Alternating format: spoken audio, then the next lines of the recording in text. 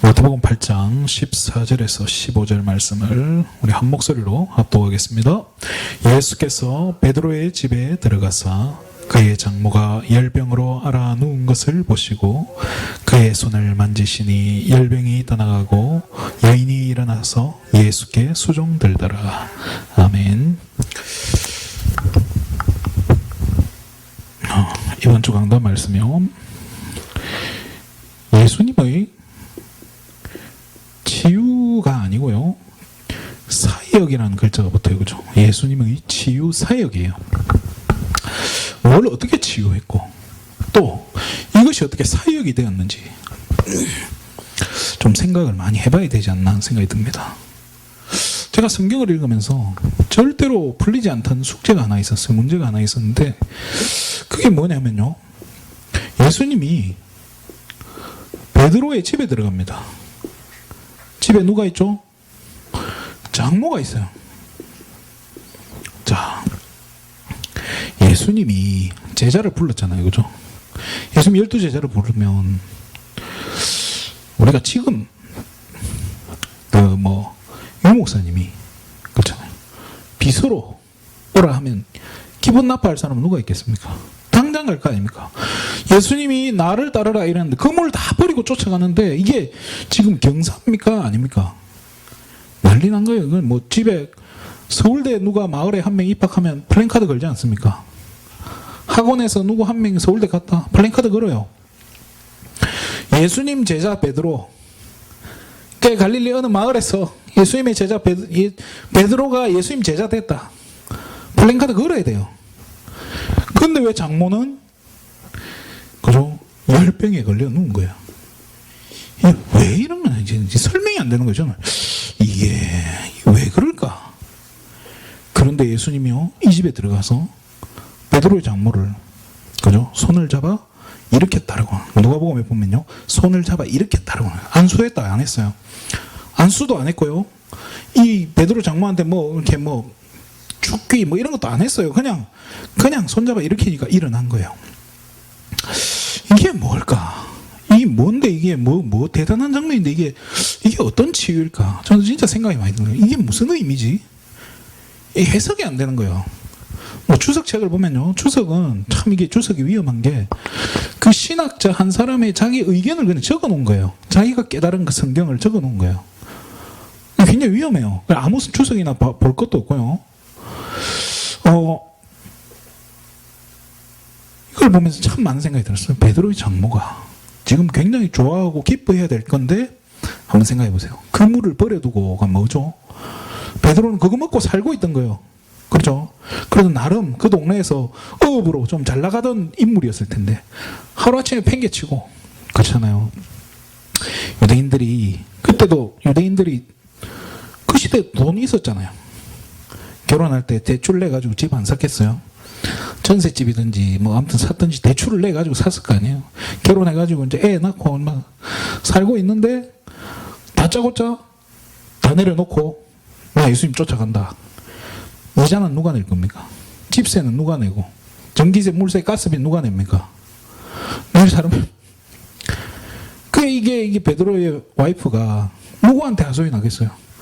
맨날 집에 전화 안 하겠어요. 진짜 우리 남편 요 바가지를 바가지도 집에 와야 끌지, 집에도 안 들어오니까 끌지도 못해. 그러니까 이게 베드로 장모가 이제 집에 와 보니까 집이 개판인 거예요. 넘어가게 생겼고 그래서 이 열병이, 그래서 신학자들은요, 화병으로 봐요.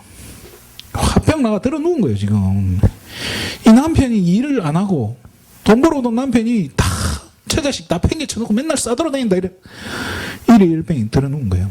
거기에 예수님이 손을 잡아 일으켰다니까요. 근데 그 일으킨 게 뭐라고? 그 다음에 뭐라고 나오죠? 예수께 수종들었다라고 나와요. 이게 한순간에 뭐가 바뀐 거지? 뭐가 바뀌었길래 이게 됐냐는 거예요. 이 베드로 장모는요, 귀신도 아니에요. 지금 화병나 쓰러진 거예요. 쓰러져 있는 상태에서 무슨 귀신이에요. 지금 이기는데 예수님 그냥 손잡아 일으켰는데 수종들었어요. 뭐가 바뀐 걸까요? 베드로의 장모가 한순간에 뭐가 바뀐 걸까요? 예수님은요, 현장에 가서는요, 이 현장에 수많은 귀신 들린 자에게 뭐죠? 귀신에게요, 뭘로 꺾었죠? 말씀으로 치유했다고 나와요. 마태복음 4장에 보면요, 예수님이 사단에게 시험 당하죠, 그죠? 40일 금식 후에 시험 당하는데 예수님 뭘로 이기죠? 다 하나님 말씀으로. 기록된 바라는 말을 써요. 그렇잖아요. 저는 이게 어릴 적에 기록된 바가 무슨 뜻이지 가르쳐 주는 사람도 없으니까 어느 날 보니까 기록된 바하고 밑에 보면 그 성경책에 보면 기역, 니은, 디귿 이렇게 붙어 있어요. 조그맣게 적혀 있는데 밑에 보니까 성경책 제일 밑에 보니까 기역은 관계된 성경 구절이 붙어 있는 거예요. 그걸 관주라고 하거든요. 그걸 보니까 전부 신명기 말씀인 거예요. 예수님이 신명기의 말씀을 가지고 구약 성경에 기록된 이 말씀을 가지고 사단을 이겨낸 거예요. 그래서 에베소서 6장이 뭐죠? 하나님의 말씀 곧 성령의 검을 가지라고. 그렇잖아요. 성령의 검, 그것이 하나님의 말씀이다라고 이야기해요. 예수님도 말씀으로 귀신을 쫓아낸 거예요. 자, 귀신을 쫓아내니까 그러면서 수많은 질병에 걸린 사람들, 예수님은요 병을 책임지신다고 얘기했어요. 그죠? 우리 연약함을 짊어지셨다라고, 우리 질병 걸린 그거를 짊어지셨다라고 성경은 이야기하고 있어요. 자, 이 현장에 뭐가 바뀐 거냐는 거예요. 뭐가 바뀌었길래 지금 이런 기적들이 일어나는 겁니까? 자, 우리 그 그림 잘 알죠, 그죠? 이 그림 잘 알아요. 이게 뭐예요? 내 마음의 주인 자리잖아요. 내 마음의 주인. 지금까지는 내가 주인이었잖아요. 내가 주인인데요, 이 현장에 있는 모든 사람들이요 하나님의 말씀을 듣고 예수님의 이 치유하신 걸 보면서 뭘 그냥 주인이 바뀐 거예요. 아, 베드로의 장모가 그렇게 화병 나가지고 지금 베드로한테 예수님한테 퍼붓기 직전이었는데 예수님 만나고 나서 뭐죠? 주인이 바뀐 거예요. 인생의 주인이 그리스도로 바뀌어버린 거예요. 바뀌어버리니까 어떻게 되는 거죠? 예수께 수종들더라. 이거를 체험해야 되는 거예요. 저와 여러분이 주인이 누굽니까? 그러니까 예수님의 사역은 뭐냐니까 주인을 바꾸는 사역을 해준 거예요. 치유해 준 게 아니에요. 뭐 대단히 뭐 그런 게 중요한 게 아니에요. 키는 뭐냐? 주인을 바꾸는 사역을 해주신 거예요. 우리 인생의 주인이 누굽니까? 돈입니까? 아니잖아요. 저와 여러분의 인생의 주인은요, 그리스도밖에 없는 줄 믿습니다. 이게 우리 신앙 고백이 돼야 되잖아요. 그냥 맨날 한다는 소리가 아니고 진짜 우리 중심에, 내 중심에 그리스도가 주인 되는 거죠. 이게 되면 끝나는 거예요. 우리의 사역도 똑같은 거예요. 그래서 예수님의 사역을 우리가 똑같이 하는 거예요. 뭐 합니까? 주인 바꿔주는 거잖아요. 현장에 가가지고 당신 인생의 주인을 바꾸라고 그 얘기하는 거잖아요. 구원의 길 왜 그립니까? 인생의 주인 바꾸라고 하는 그 내용이잖아요. 그죠? 그런데 여기 모인 수많은 사람들은 결국 뭡니까? 무리예요. 무리는 뭐죠? 증거만 보고 따라가요. 이게 진짜 위험해요. 눈에 당장 보이는 거, 뭐 응답 이거 따라가면 나중에 되면요 이상해져요. 결국에 신비주의 하면 이상하게 되는 게 뭐죠? 바로 눈앞에 나타나는 그 증거 따라가는 거잖아요. 하나님 뭐 귀에 들려주는 거, 눈에 보여주는 게 성경에 기록된 것보다 훨씬 빠르잖아요. 그거 따라가니까 다 무너지는 거예요. 그 예수님은 이렇게 치유해놓고는 어디로 가죠? 우리를 떠나 건너편으로 건너가 버려요.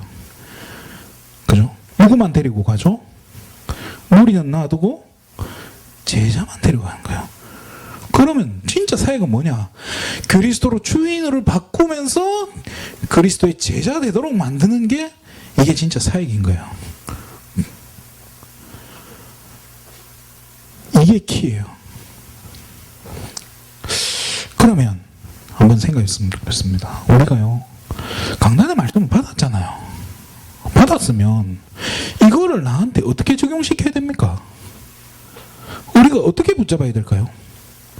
여기까지 가야 되거든요. 그냥 단순히 예수님이 이렇게 치유하셨구나, 예수님이 하시면 치유되는구나, 예수님 하셨듯이 뭐 우리도 할 수 있구나, 그래요. 뭐 그것도 나쁘진 않은데요. 우리는요. 그래서 제가 오늘 그런 생각을 했어요. 그럼 어떻게 하면 이 강단을 좀 더 정리를 해주고, 어떻게 하면 성도들이, 그렇잖아요. 우리 성도님들이 어떻게 하면 이 강단의 말씀을 좀 더 깊이 있게 이해하고 정확하게 이해할 수 있을까? 예수님은 이렇게 치유사역을 하셨는데요. 그러면 저와 여러분에게, 나에게 필요한 치유가 뭐냐는 거예요. 나에게는 그러면 지금 어떤 치유가 필요합니까? 저와 여러분에게 뭐가 치유가 필요합니까? 지난주에 저와 여러분은 뭔 치유받았죠? 근본 치유에 대해서 말했어요. 근본 치유가 뭐죠? 이거예요. 주인 바꾸는 거. 예수 생명 얻는 거, 이게 근본 치유잖아요. 그런데 현장에서 만난 영혼들이 오늘 복음받아 생명 얻은 그 영혼들을 내가 그냥 놔두면 어떻게 되죠? 놔두면 뭐가 죠? 그냥 두면 뭐예요? 고아예요. 성도들을 고아처럼 두면 안 되잖아요. 요한복음 14장 18절에 보면 내가 너희들을 고아와 같이 버려두지 않는다. 예수님도 우리를 고아처럼 버려두지 않는데 우리는요, 한번 이렇게 싹 돌면서 영접하고 끝. 그래 되면 안 되는 거예요. 또 우리 교회에 누가 왔다. 이 한 사람, 귀한 사람, 한 영혼이 뭐보다 귀하다고요? 천하보다 귀하다 했잖아요. 그러면 뭘 도와줘야 됩니까? 이분들이 신앙생활 하도록 도와줘야 될 거 아니에요. 생명을 얻었는데 생명 얻은 채로 끝나는 것이 아니라 이제 실제로 뭐가 돼야 돼요? 제대로 신앙생활 할 수 있도록 이거를 도와야 돼요. 그러면 저와 여러분이 지금 신앙생활 내가 잘하고 있냐라고 질문했을 때, 옛날에 제가 그 진주에 늘 깨졌어요. 제가 진주 전도사 때 맨날 깨졌는데 하루는 목사님이 저한테 이 지금 신앙생활 하는 거 점수로 매기면 몇 점 줄래? 이러는 거예요. 그 순간 제가 할 말이 없더라고요. 그 속으로 100점이요 막 이랬는데 100점 막 잘난 거 없는데 그리스도가 주이니까 100점이라고 생각하고 있는데, 그래도요 우리가 신앙 수준이, 우리가 뭐 미우라 아야고입니까? 어떤 그 일본 그 사람이 뭐라고 했죠? 예수 제대로 믿으면 3년 안에 뭐 된다고요? 부자 된다고 했어요. 저는 그 틀린 말 아니라고 생각을 해요. 그러면 교회는 우리 성도가 신앙생활 잘하면 부자 돼야 되잖아요. 그러면 뭘 넣어줘야 됩니까? 교회가 해줘야 될 게 뭐겠냐는 거예요. 이게 나와야 되는 거예요. 그러면 저와 여러분이 강단의 말씀을 받았을 때 내가 이번 주에 나는 이거 붙잡아야 되거든, 이렇게 살아야 되겠구나까지가 나와야 된다니까요. 그럼 뭐부터 치유돼야 됩니까? 우리의 생각부터 치유돼야 되는 거예요. 이게 참 중요한 것 같아요. 우리 생각 자체가요, 생각이 병들어 있어요. 진짜 이거 참 무서운 것 같아요. 우리 생각 자체가 병이 들어 있다니까요. 나는 안 돼. 우리 아버지가 늘 하시는 말씀이 되는 일이 없다 했어요. 되는 일이 왜 없어요? 10개 중에 하나 안 되면 그거 하나 붙잡고 막 안 된다고. 그 생각이 늘 부정적인 거예요. 그 부정적인 생각이라든지, 또 나보다 조금 잘나면 서로 비판하고, 오늘 다 투표하신 것 같은데 대통령 후보들이 막 서로를 좀 칭찬해 주면 좋겠는데 칭찬해 주는 사람 한 명도 없어. 서로가 막 내가 잘났고 너는 못났고, 너무 안타까워요 사실. 그렇잖아요. 비판하고 또 교만하고 또 생각 자체가 막 화가 나 있고 병들어 있는 거예요. 그러니까 내가 몸이 병든 것보다 생각이 병든 게 더 무서운 거예요. 우리 생각 자체가 병들어 있고 삐뚤어져 있다. 마태복음요 7장 1절에는요 비판하지 말라라고 해요. 네 눈에 있는 들보부터 빼라라고 얘기해요. 남 깔 자격이 없다라고 얘기해요. 우리 똑같은 죄인이에요. 저와 여러분은 생각을 바꾸셔야 돼요. 비판하지 마라. 네가 하는 그 비판 때문에 네가 나중에 비판받게 된다고. 우리 어떻게 합니까? 사람 이렇게 여자 3명 모이면 접시가 깨진다 이런 말이 있는데요. 우리 뒷담화 하는 거 너무 좋아하잖아요. 사람 뒷담화 하는 그것만큼 재밌는 게 없거든요 사실. 목사들도 막 모이면요 뒷담화하고 이러잖아요. 뒷담화해요. 재밌으니까. 그런데 그게 나중에 어떻게 돼요? 절대로 알리면 안 된다, 비밀이다 했는데 그것까지 다 소문나게 돼 있거든요. 그것 때문에 나중에 얼마나 힘듭니까? 마태복음 5장 24절입니까? 예배 드리기 전에 뭐 해라고요? 화목해라 라고. 화목하고 용서해라 라고. 내가 치유받은 증거 중에 하나가요 용서예요. 그렇잖아요. 남이 용서가 안 돼. 용서가 안 돼. 뭐 하나 잘못하면 용서가 안 돼. 그러면 내가 그만큼 생각이 병들어 있는 거예요. 그래서 이게 자꾸 막 누구 탓, 엄마 탓, 아빠 탓, 남편 탓, 마누라 탓, 조상 탓. 신자가 뭐 조상 탓 할 필요는 없지만은 누구 탓하다가 뭐가 돼요 이제 용서가 되어지는. 그게 진짜 치운 거예요.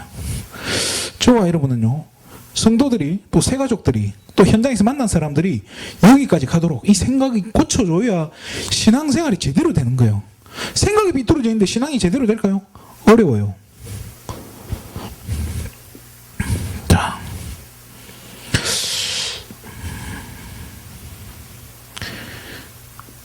이 믿음이라는 것도요, 사실은 우리 생각에서 나오는데 믿음이 없는 생각이에요. 생각 자체가 믿음이 없어요. 그러니까 어디로 나오죠? 말도 믿음이 없는 거예요. 믿음이 없는 걸 뭐라고 하죠? 세 글자로 불신앙이라고 하잖아요. 신앙이 없는 거예요.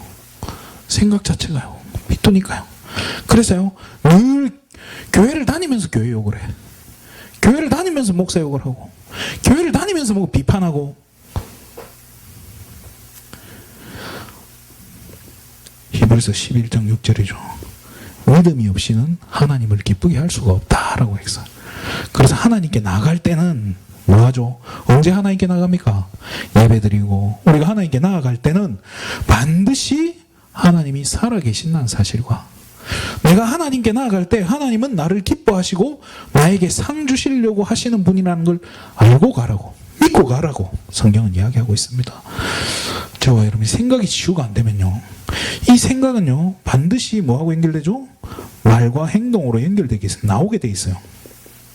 생각이 치유가 되면요 말도 치유되고, 생각이 치유가 되면요 행동도 치유가 돼요.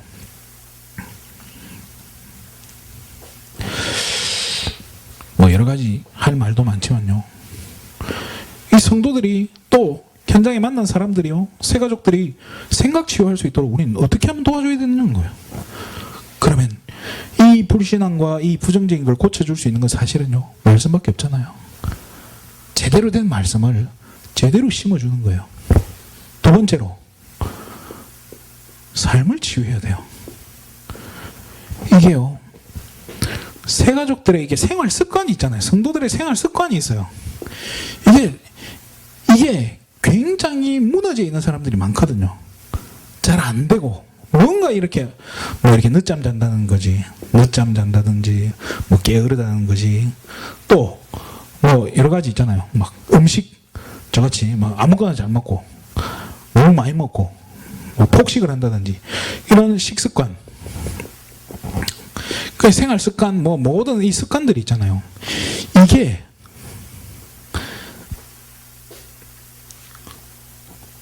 이게 문제가, 이게 게으르거나 이게 문제가 있으면요, 나중에 성경은 뭐라고 하죠? 잠언서에 24장 34절 35절에 뭐 좀 더 자자, 좀 더 눕자, 게으름 부리면요 네 궁핍이 뭐같이 온다고요?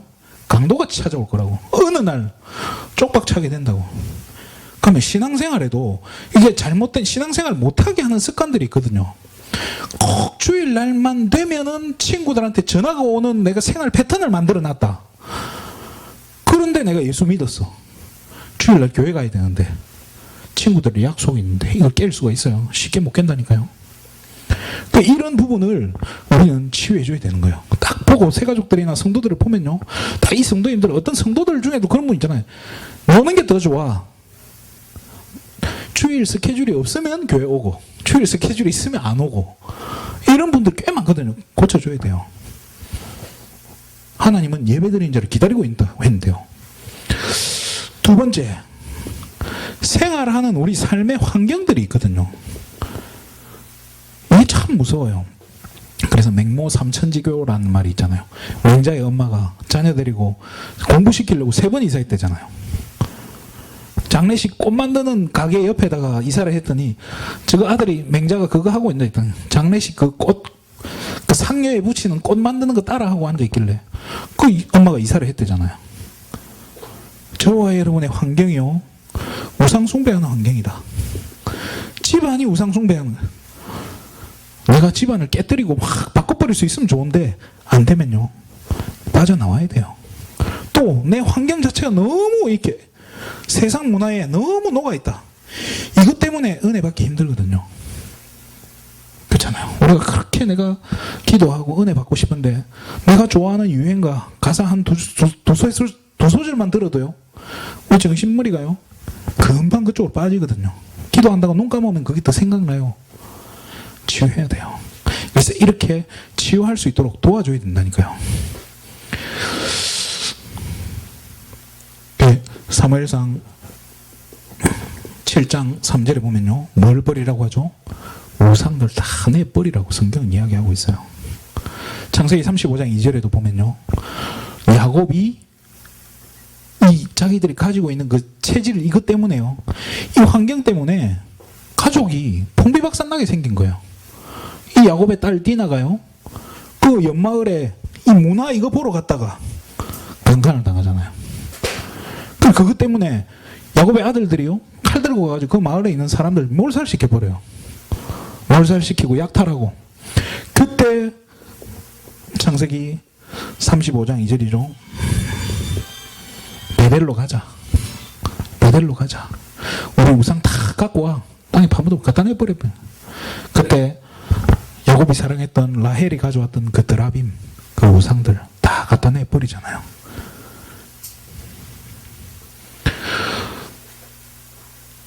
환경 치유 굉장히 중요해요. 그래서 새가족들이나 성도들이 환경 치유할 수 있도록 계속 우린 도와줘야 돼요. 면밀히 보면서요, 어떻게 하면 도와줄 수 있을까? 어떻게 하면 바꿔줄 수 있을까? 또 나 자신이 이런 데 빠져있다, 바꿔야 되잖아요. 맨날 늦잠 자고 게으른데 직장생활 할 수 있습니까? 그래 놓고 자기가 게을러서 직장 못 가면 나중에 뭐라고 하죠? 직장이 마음에 안 들어서 내가 그만뒀어. 에라이.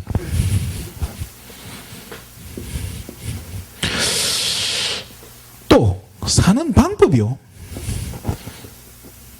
우선순위가 참 중요한데요. 삶의 우선순위가 진짜 우리가 예배 중심입니까? 이거를 도와줘야 되는 거예요. 성도들이 예배의 가치를 알고, 예배 왔을 때 얼마나 이게 축복이 되는가를 알도록 도와줘야 되잖아요. 마태복음 6장 33절이잖아요. 먼저 뭘 구해야 되는가? 먼저 해야 될 게 있잖아요. 예배부터 해라는 거예요. 그의 나라와 그의 의를 구하라. 그래서요, 성도들의 삶의 방법을, 이거를 치유하는, 이게 바로 신앙생활하고 직결되는 거예요. 성도들이 생각만 치유돼도요, 그렇잖아요, 신앙생활에 복음이 얼마나 깊이 들어가고, 또 삶을 조금만 바꿔줘도요, 신앙생활이 굉장히 뛰어나요. 그럼 이건 또 어떻게 바꿔줍니까? 이것도 결국은 뭘로 바꿔야 되죠? 말씀으로 바꿔주는 거예요. 저는 그거밖에 할 수 있는 게 없어요. 말씀이 들어가 사는 거지, 제가 뭐 인간적으로 뭐 많이 도와주고 많이 막 해주고 뭐 많이 섬겨주고 해서 이 사람이 바뀐다, 쉽지 않을 거예요. 또 이 성도님들 중에 그런 분들이 있어요. 우리 목사님이 너무 인격적으로 훌륭해서 내가 이 교회 다닌다는 분들이 있어요. 목사님이 너무 착하고, 목사님이 너무 우리 성도님 한 사람 한 사람을 너무너무 사랑해줘서 이 교회를 섬긴다. 그런데 문제는 뭡니까? 이 목사님 다음 목사님이 나오면 이제 문제가 되는 거예요. 그 목사님만큼 사랑 못 해줘요. 또 그 목사님만큼 성도를 섬기거나 못 해준다니까요. 그러면 뭐라고 하죠? 왜 목사님 때문에 교회 옮긴다 이럴 거예요. 그럼 그 사람은 신앙이에요, 인앙이에요? 하나님 바라보고 하는 겁니까? 사람 보고 하는 겁니까? 인앙생활. 그러면 그 목사님이 인격이 좋은 것도 하나님 앞에 죄 지은 거예요. 성도가 인앙생활 하도록 헌신한 목사, 죄인이에요. 목사 자격 없는 거예요. 그러면 안 되잖아요. 세 번째로요, 앞으로 이제 21세기 지금 4차 산업시대가 왔는데요, 진짜 중요한 게요, 경제치유예요. 이거 치유해줘야 되잖아요. 어제 제가 이제 머리를 깎으러 미장원에 갔어요. 이 장로님인데요, 제가 늘 가는 데가 있어요. 장로님께서 하시는 말씀이 있는 거예요. 이 뭐 돈도 안 되고 뭐 어떻게 해야 되겠냐 이러는 거예요.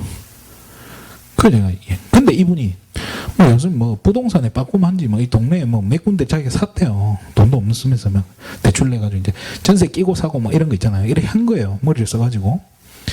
그 제가 그렇게 얘기했어요. 장로님 그런 거 잘하시듯이 여기도 똑같다.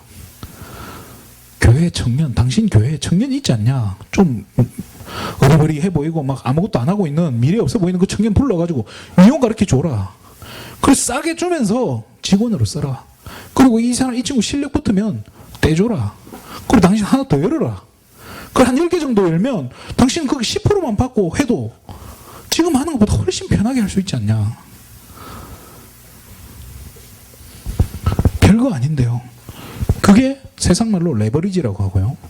뭐죠? 아웃소싱이잖아요. 그거 다 떼주고 하는, 하청을 준다는 뜻이거든요.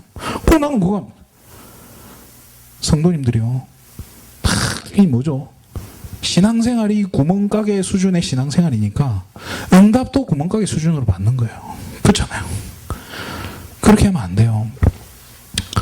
돈은 뭐죠? 성경에 보면요.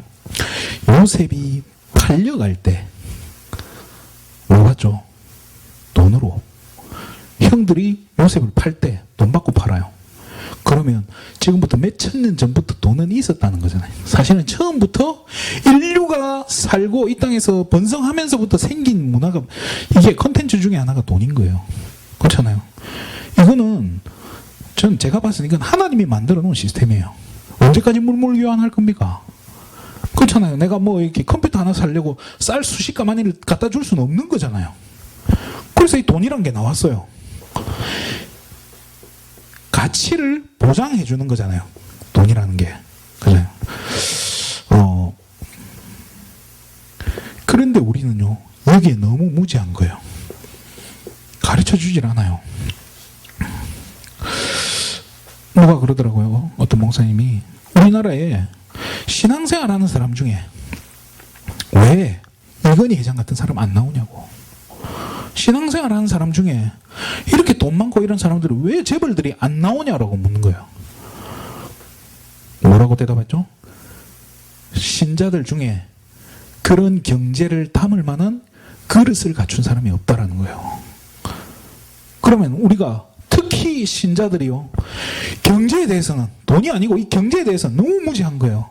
아까도 얘기했지만 너무 구멍가게 수준으로 그렇게 살고, 또 어떤 분은 이제 공부 열심히 해가지고 뭐 공무원이 됐다, 뭐 좋은 직장에 들어갔다, 그러면 또 거기에서 더 이상 발전도 없어요. 그냥 계속 거기에서만 일평생 그렇게 하고, 그렇게 하고 나서 은퇴하고 나서 또 무너지잖아요.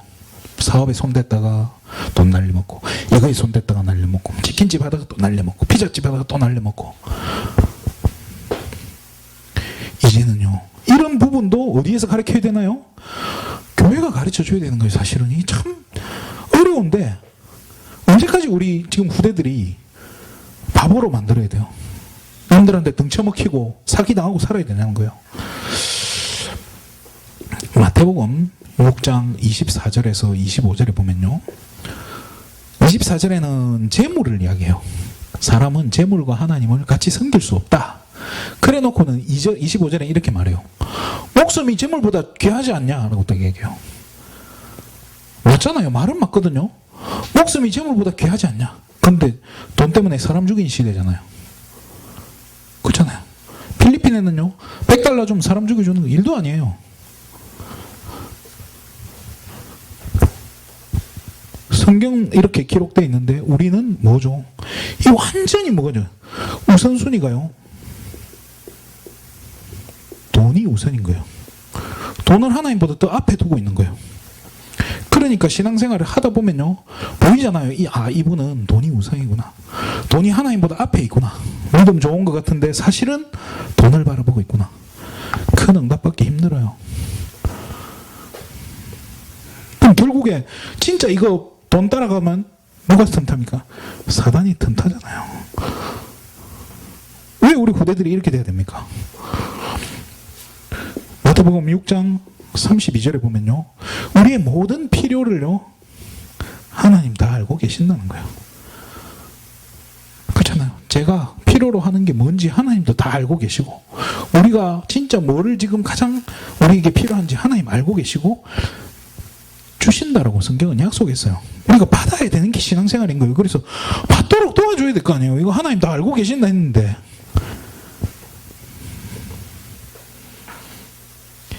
이것이 교회의 역할인 거예요.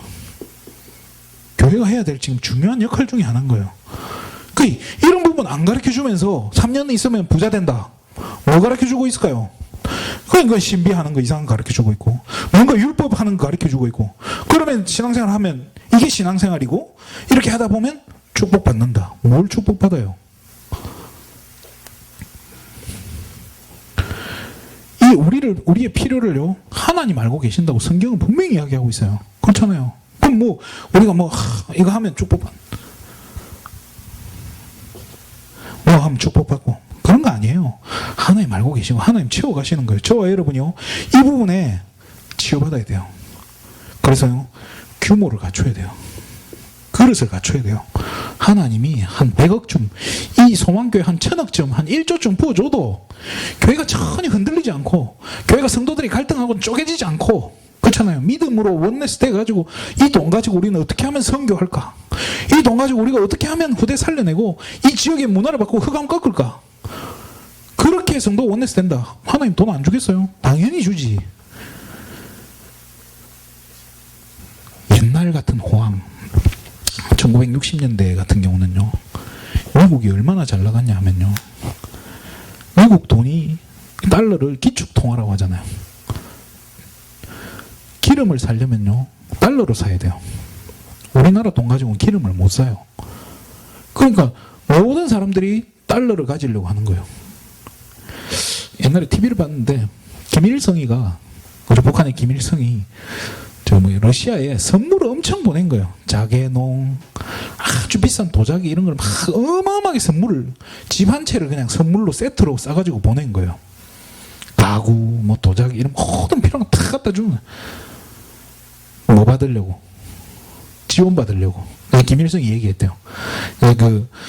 누굽니까? 소련의 그 사람이요, 이 루블로 주겠다고. 러시아 돈으로 루블로 주겠다니까 김일성이가 아니라고, 달러로 주세요. 공산주의 김일성이 달러 달라고. 그만큼 달러가 위대한데요. 지금 달러의 위상이 흔들리고 있잖아요. 지금 중국 돈으로 석유를 살 수 있어요. 이것 때문에 지금 전쟁이 일어나게 생겼어요. 옛날 같은 호황은요, 앞으로 안 와요. 우리 옛날에 뭐 80년대는 그런 말이 있었어요. 아무거나 해도 돈 번다고. 아무거나 해도 돈 번다는 셈. 언제 그게 박살났죠? 97년 IMF 터지면서 박살났잖아요. 그때 우리 아버지 돈 잘 벌었어요. 뭘로 돈 벌었냐? 나무 묘목 한 그루에 한 200원, 소나무 한 그루에 한 200원 이래가지고 한 10,000그루를 심는 거예요. 그럼 한 1,000만 원, 2,000만 원 되잖아요. 이게 10년 뒤면 얼마가 되냐는 거예요. 말은 맞아요. 소나무 이게 좀 굵어지고 하면 이제 한 그루당 10,000원씩 받잖아요. 그럼 10,000그루 심으면 1억이 되는 거예요. 그러니까 미리 한 2,000만 원 주고 사가지고 가지고 있다가 나중에 10,000원 되면 팔면 된다. 이래가 사람들한테 팔아먹고 있었던 거예요. 그때 그냥 장사 잘했어요, 우리 아버지가. IMF 터지면서 사람들 돈 아끼잖아요. 범죄 하겠어요? 아무도 안 하죠. 그래서 우리 집 쫄딱 망하고. 옛날 방법으로요, 지금 살고 뭐 내가 공무원 되고 좋은 직장 가면요, 한 사람 먹고 사는 건 상관없어요. 그럭저럭 살겠죠. 그런데 앞으로 미래가 없다니까요. 자녀들한테는 어떻게 할 거예요? 교회는요, 우리 후대들이요, 또 저와 여러분이요, 미래 경제 어떻게 축복받을 것인가, 이 부분 정확하게 해줘야 돼요. 사실은요, 신앙생활 생각 치유해주고 삶을 치유해주면요, 경제도 치유되게 돼 있어요. 사실은 조금만 도와주면요, 우리 부대들이 미래경제 받을 수 있도록, 응답 받을 수 있도록 우리가 준비를 시켜줄 수 있다니까요.